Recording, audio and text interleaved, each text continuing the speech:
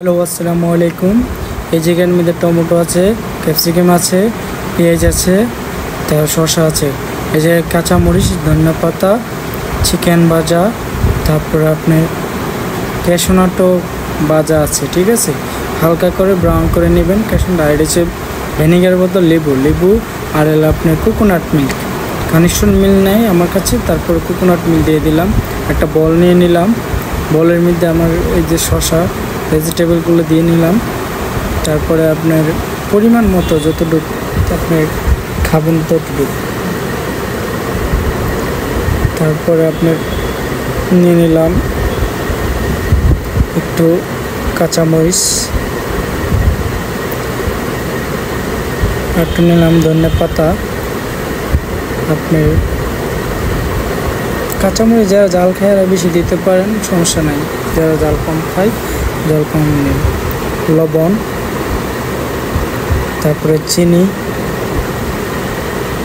তারপরে আমি হালকা করে দিয়ে দিলাম চিলি সস পরিমাণ মতো।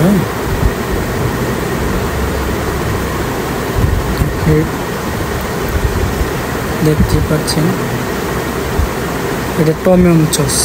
এটা আপনার আমরা নিজেরাই বানাই।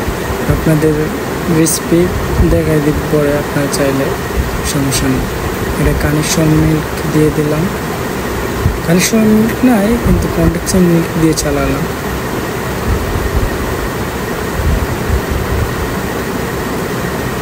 আর একটু গুঁড়া দুধ দিয়ে দিলাম পরিমাণ মতো।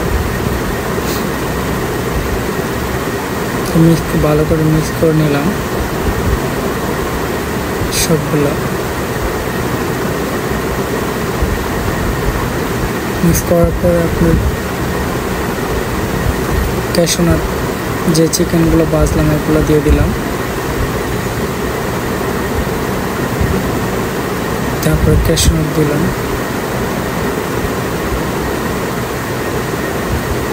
তারপরে এটা লেবু রস পরিমাণ মতো, বেশি দিলে টক হয়ে যাবে। যারা ভাল লাগে আমাদের চ্যানেলটা একটু সাবস্ক্রাইব করে দিবেন। যার ভাল লাগে আমার চ্যানেলটা সাবস্ক্রাইব করে দিন। নতুন নতুন রেসিপি বা গার্নিশ করার ভিডিও, আপনি ব্লগ ভিডিও পাবেন। প্লিজ আমার চ্যানেলটা সাবস্ক্রাইব করে দিবেন। বাসা বাড়িতে খুব অল্প সময় অল্প কিছু উপকরণ দিয়ে আপনি ক্যাশনাট সালাদটা বানিয়ে খেতে পারবেন। এটা উপকারী, অনেক শরীরের জন্য উপকারী। বাড়িতে মেহমান আসলেও খেতে পারবেন। আমি একটা বল নিয়ে নিলাম, সাজিয়ে দিব। তো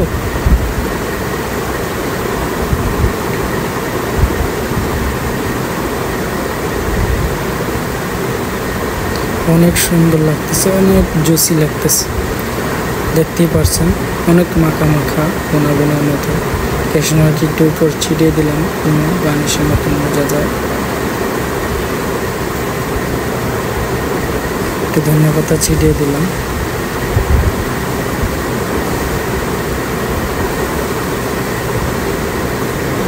একটা গাজর দিয়ে পাতা বানিয়ে একটা ফুল বানিয়ে বসাই দিলাম।